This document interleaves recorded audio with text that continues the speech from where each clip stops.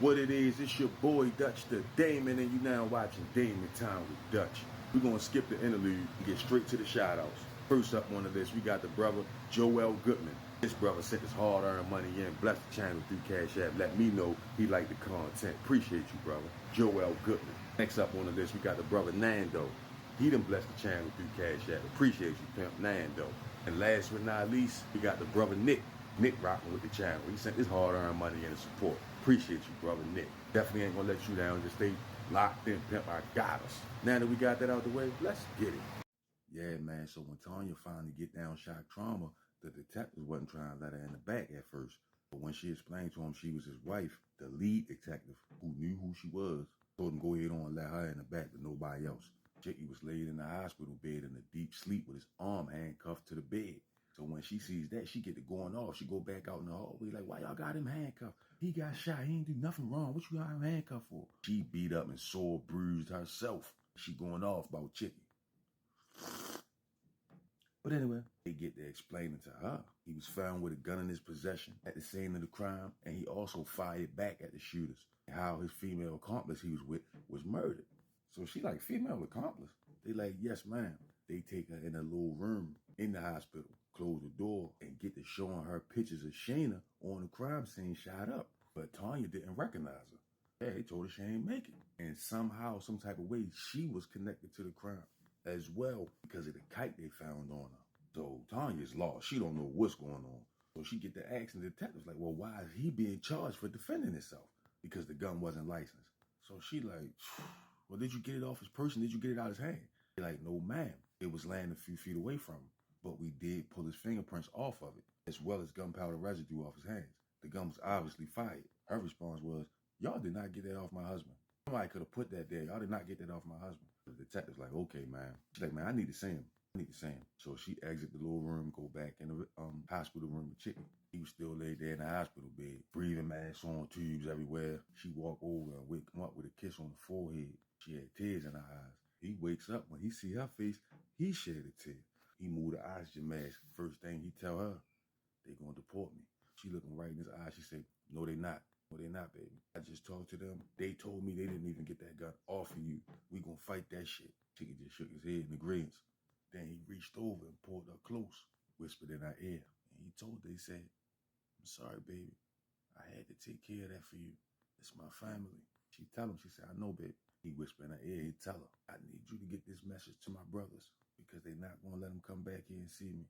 And I don't want to talk on that phone. So you tell Sting that this was behind Kenny. Kenny's people are behind this. Tell him, I said, trust no one but each other. Watch their backs and turn it up a notch. Tanya just looked at him and she assured him, okay, just get your rest. I'm gonna let him know. She wanted to ask him about the girl in the picture so bad, but it just wasn't the time. She pulled the chair up next to his hospital bed and sat there holding his hand. He was heavily medicated, so he was in and out of sleep. He sat right there with him and held his hand. Meanwhile, over West Baltimore and Gilmore Projects, Fat Cat pulls down on the block that he had Lil Naughty and T-Rock working for him on. They was down there getting the cane off. Fat Cat pull up, hit the horn. Once they see it's him, they get the other niggas that was standing out there with him, fives, hop in the car with Fat Cat, pull off. You get to ask him like, man, y'all niggas ready this time? Lil Naughty like, hell yeah. Fat Cat like, all right, you said you was ready last time. T-Rock like, we got it this time, homie. Fat Cat like, I hope so. The last time you scored in the wrong basket. Boom. So he tell them like, get that stuff out the bag, off the floor back there. So Lil Naughty reached down, grabbed the bag. It's latex gloves, black ski masks, 2 black hoodies. And at the very bottom of the bag, it was the same 2 Glocks they used on Shayna and Chicky.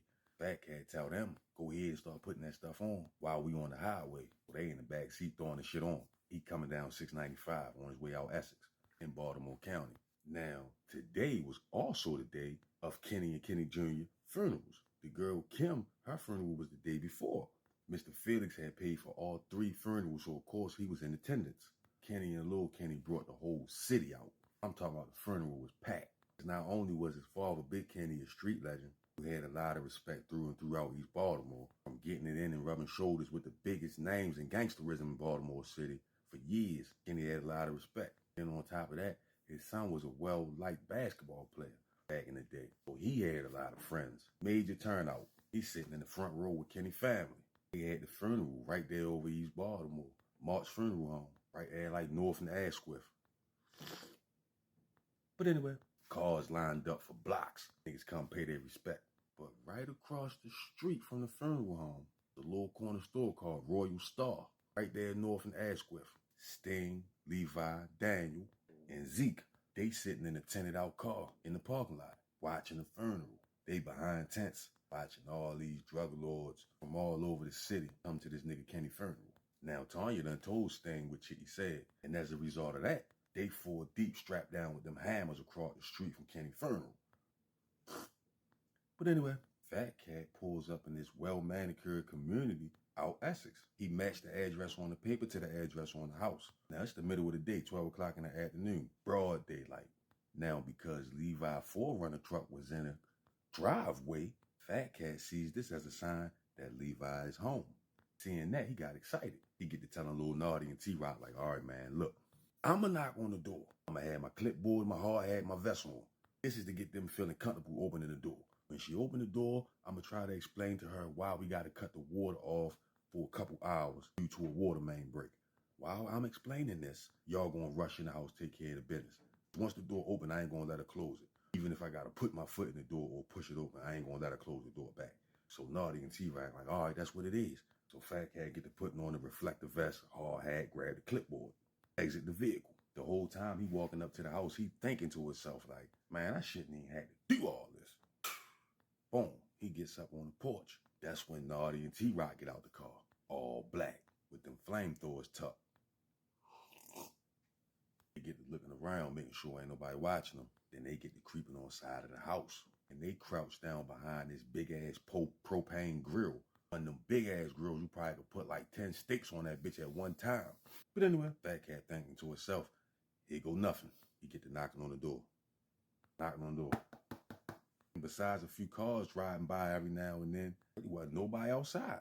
So after like 6 or 7 knocks on the door, a little girl answered the door who looks to be about 9 or 10 years old. She opened the door looking at him confused. Now Fat Cat standing there, hard hat on, reflective vest, clipboard in his hand, looking professional. He cracks a big smile and asks the little girl, how you doing, sweetheart? Are your parents in?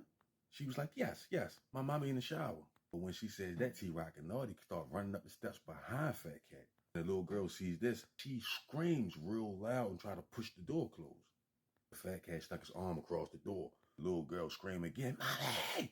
They push out the way and come up in the house. So when Linda hear this, she jump in the shower like, the fuck?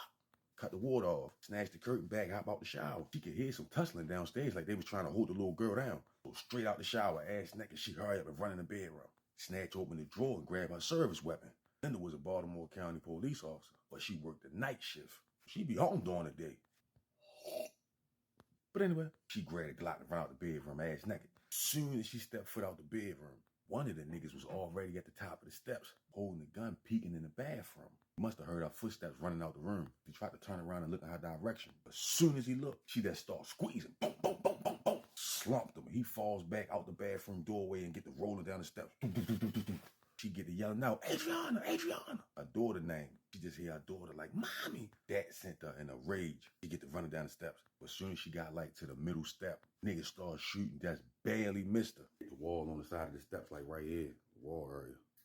She popped back up the steps. She standing at the top of the steps holding a blick like, one of the niggas laid at the bottom of the steps, out of it. Blood leaking everywhere. So she yelled her daughter name again, Adriana, Adriana. But this time she don't get no response. After yelling her name like 4 times and not hear nothing, she said, fuck it. She just runs down the steps, pointing the gun. But by the time she reached the bottom of the steps, she hear a car pulling off. Stop! She looking around the living room, Adriana, Adriana. Nobody down there, front door wide open. She runs out on the porch, ass naked, gun in her hand, screaming, Adriana! Adriana!